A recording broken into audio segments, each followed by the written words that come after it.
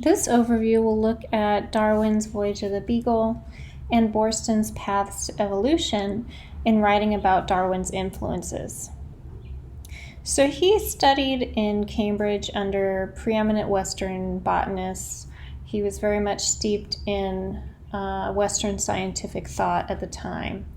He traveled around South America on this scientific expedition as a naturalist, and really was on this trip for about 5 years and traveled around the world. His writing is a travel memoir and scientific journal of this expedition. So this selection that we look at really focuses on his time traveling around South America, exploring Brazil, Argentina, Patagonia, Chile.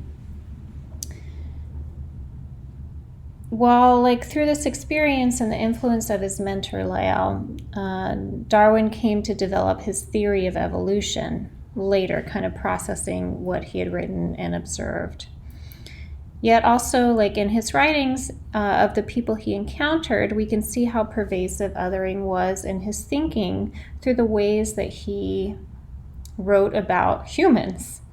As Boorstin noted too, writing became a really expanding way to reach a large Western audience, and that these modern times at the time brought new instruments of publicity, printing press that allowed for greater diffusion of ideas, scientific societies, and public forums. So this meant a new mobility for science and scientists, right? So meaning that being able to print scientific writing and books really easily and widely, they could be sent out much more quickly. Many more people could read them, and they could be discussed on a much larger scale rather than just by a few people who had access to the books. And so this really kind of also spread these ideas of othering much more readily and made them kind of more standard, because then everybody had this base of reading to build from and these same ideas to replicate.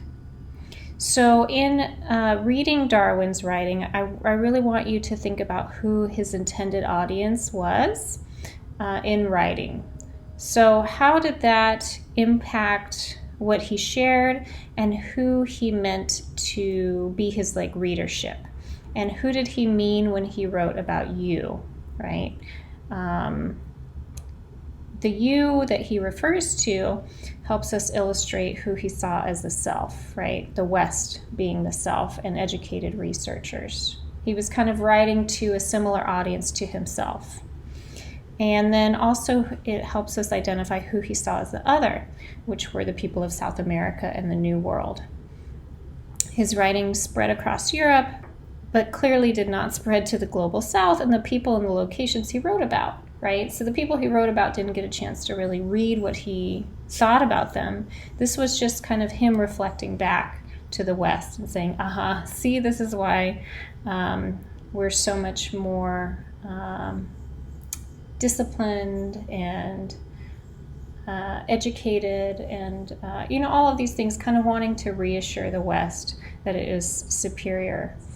And so really, rather than his writing reflecting a detached, neutral, scientific observer, he was really steeped in racialized thinking and saw those who he met as exotic, strange, and inferior.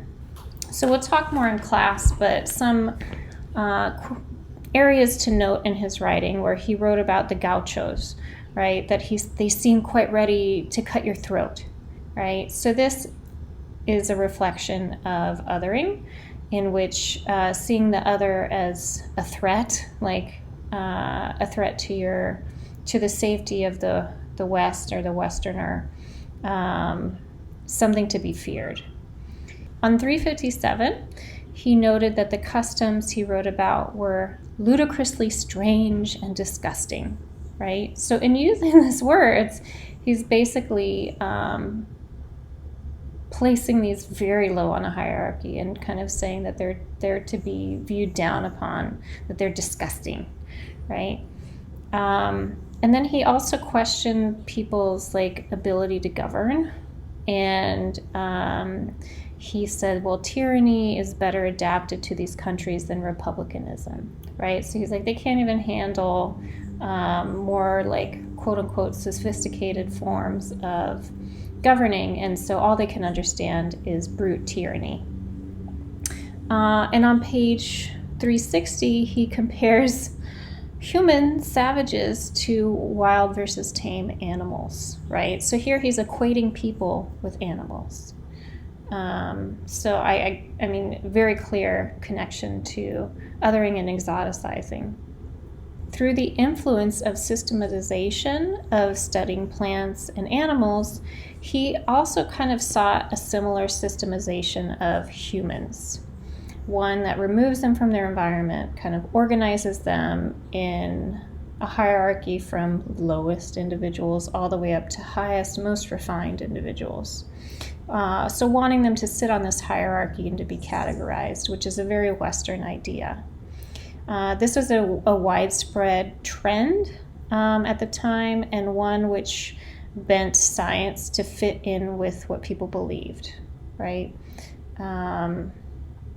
A confirmation bias, right? And not saying what is the evidence and how can that really disprove what I already believe? How can that fix what I believe? It was the opposite. So it tried to lend legitimacy to hierarchies, but in doing so really reveals the strong desire to place the self and the West at the top of this hierarchy. So anything to make them feel better. And I think this is kind of like a lot of insecurity, right, on the West's part. And placing anybody different much further down, not saying, hey, we can all be on kind of an equal playing field. It's saying, no, there must be better and worse, right? And there must be a reason we have more power and they don't. And so this power to record, to study, and analyze reinforced inequities, the power differences between the West and the New World.